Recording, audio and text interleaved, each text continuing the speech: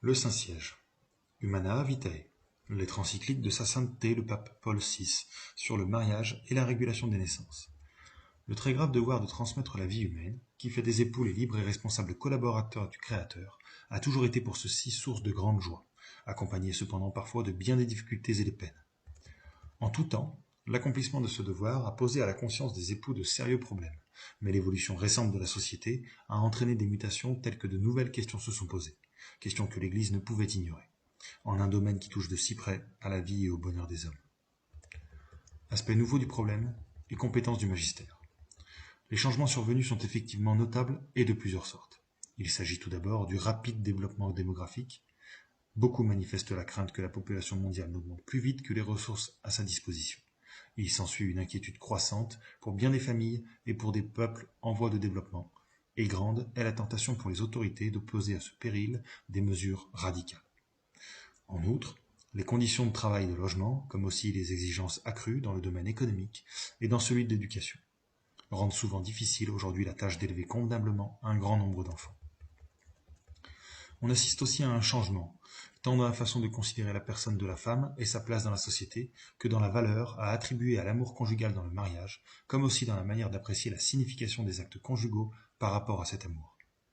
Enfin et surtout, l'homme a accompli d'étonnants progrès dans la maîtrise et l'organisation rationnelle des forces de la nature, au point qu'il tend à étendre cette maîtrise à son être lui-même pris dans son ensemble, au corps, à la vie physique, à la vie sociale, et jusqu'aux lois qui règlent la transmission de la vie. Un tel état de choses fait naître de nouvelles questions.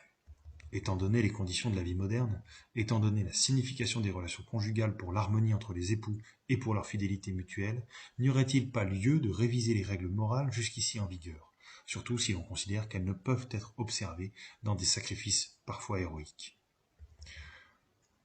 Étendant à ce domaine l'application du principe dit de totalité, ne pourrait-on admettre que l'intention d'une fécondité moins abondante mais plus rationalisée transforme l'intervention matériellement stérilisante en un licite et sage contrôle des naissances?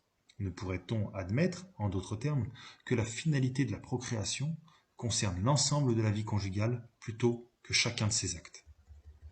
On demande encore si, étant donné le sens accru des responsabilités de l'homme moderne, le moment n'est pas venu pour lui de confier à sa raison et à sa volonté, plutôt qu'au rythme biologique de son organisme, le soin de régler la natalité.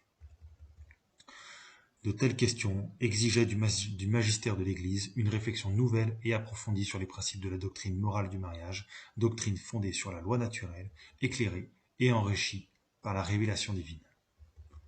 Aucun fidèle ne voudra nier qu'il appartient au magistère de l'Église d'interpréter aussi la loi morale naturelle. Il est incontestable, en effet, comme l'ont plusieurs fois déclaré nos prédécesseurs, que Jésus-Christ, en communiquant à Pierre et aux apôtres sa divine autorité, et en les envoyant enseigner ses commandements à toutes les nations, les constituait gardiens et interprètes authentiques de toute la loi morale, non seulement de la loi évangélique, mais encore de la loi naturelle, expression elle aussi de la volonté de Dieu, et dont l'observation fidèle est également nécessaire au salut. Conformément à cette mission qui est la sienne, l'Église a toujours donné, et avec plus d'ampleur à l'époque récente, un enseignement cohérent, tant sur la nature du mariage que sur le juste usage des droits conjugaux et sur le devoir des époux. La conscience de cette même mission nous amènera à confirmer et à élargir la commission d'études que notre prédécesseur Jean XXIII, de vénérée mémoire, avait instituée en mars 1963. Cette commission, qui comprenait, outre plusieurs spécialistes des différentes disciplines concernées, également des couples, avait pour but de recueillir des avis sur les nouvelles questions relatives à la vie conjugale, et en particulier celle de la régulation de la natalité, et de fournir d'opportuns éléments d'information pour que le magistère pût donner, à l'attente non seulement des fidèles, mais de l'opinion publique mondiale, une réponse adéquate. Les travaux de ces experts, complétés par les jugements et conseils que nous fournirent, soit spontanément, soit sur demande expresse, bon nombre de nos frères, dans l'épiscopat, nous ont permis de mieux mesurer tous les aspects de cette question complexe. Aussi, exprimons-nous à tous de grand cœur notre vive gratitude. Les conclusions auxquelles était parvenue la commission ne pouvaient toutefois être considérées par nous comme définitives, ni nous dispenser d'examiner personnellement ce grave problème, entre autres parce que le plein accord n'avait pas été réalisé au sein de la commission sur les règles morales à proposer, et surtout parce qu'étaient apparus certains critères de solution qui s'écartaient de la doctrine morale sur le mariage proposé avec une constante fermeté par le magistère de l'Église. C'est pourquoi, ayant attentivement examiné la documentation qui nous a été soumise, après de mûres réflexions et des prières assidues, nous allons maintenant, en vertu du mandat que le Christ nous a confié, donner notre réponse à ces graves questions. Principes doctrinaux. Une vision globale de l'homme.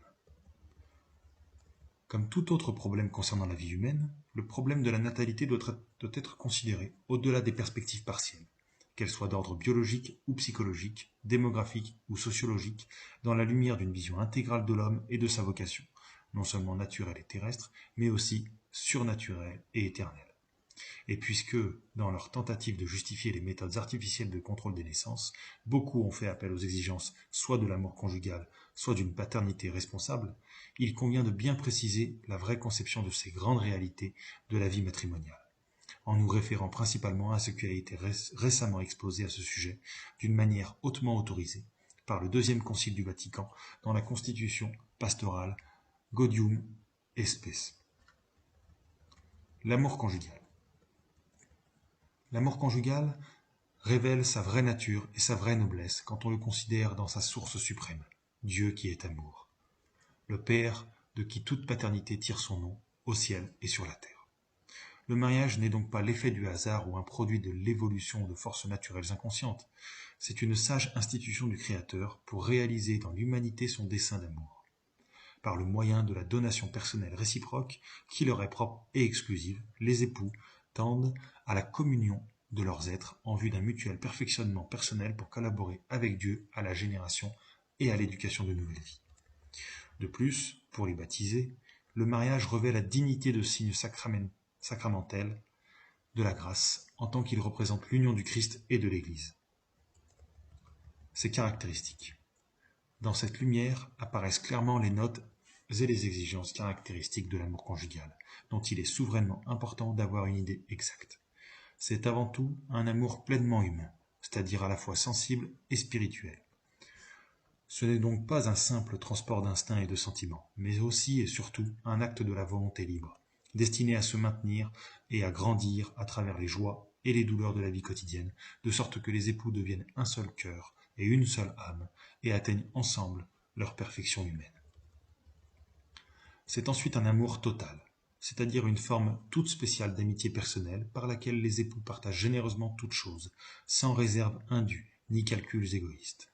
Qui aime vraiment son conjoint ne l'aime pas seulement pour ce qu'il reçoit de lui, mais pour lui-même, heureux de pouvoir l'enrichir du don de soi. C'est encore un amour fidèle et exclusif jusqu'à la mort.